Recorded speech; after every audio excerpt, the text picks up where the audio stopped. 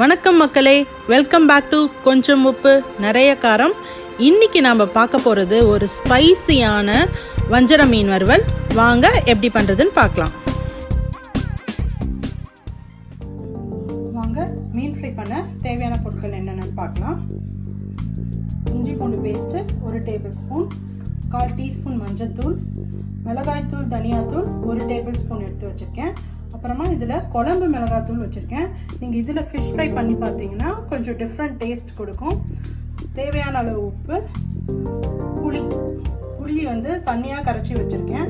இதில் நம்ம தண்ணிக்கு பதில் புளியை தான் யூஸ் பண்ண போகிறோம். அப்புறமா ஒரே 1 டேபிள் ஸ்பூன் அரிசி மாவை எடுத்து வச்சுருக்கேன். இப்போது மசாலா ரெடி பண்ணிடலாம். இதில் குழம்பு மிளகாத்தூள், அரிசி மாவு, மஞ்சத்தூள், ginger garlic paste, மிளகாத்தூள் தனியாத்தூள், தேவையான அளவு உப்பு, புளி தண்ணி,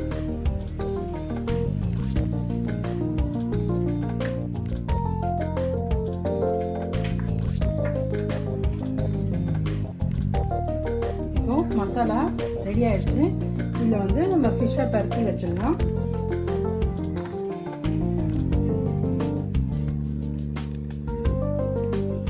ஃபிஷ்ஷை நல்லா பரட்டி இது ஒரு 1 hour நம்ம ஊற வைக்கணும்.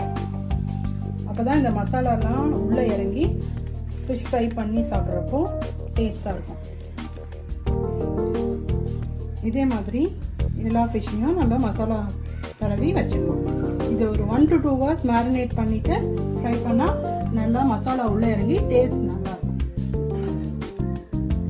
இப்போ தவாவில் நான் கோகோனட் ஆயில் ஊற்றிருக்கேன். கொஞ்சம் சீரகம் போட்டு தாளிச்சிக்கிறேன்.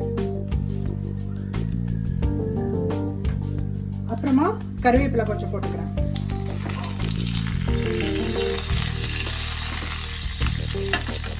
நம்ம மேரினேட் பண்ணி வச்ச ஃபிஷ்ஷை இப்போ போட்டுருவோம்.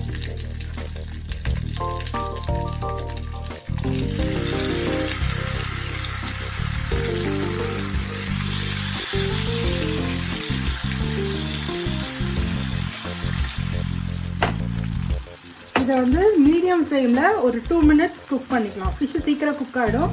5 minutesக்குள்ளேயே குக் ஆகிடும். 2 minutesக்கு அப்புறம் இதை திருப்பி போட்டுக்கலாம். இப்போ 2 minutes ஆயிடுச்சு. இப்போ நம்ம திருப்பி போட்டுக்கலாம் ஃபிஷ்ஷு.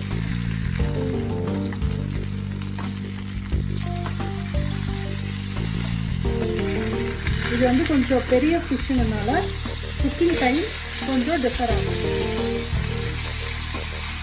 இந்த சைடும் நம்ம ஒரு 2 minutes ஃப்ரை பண்ணி வச்சுக்கலாம்.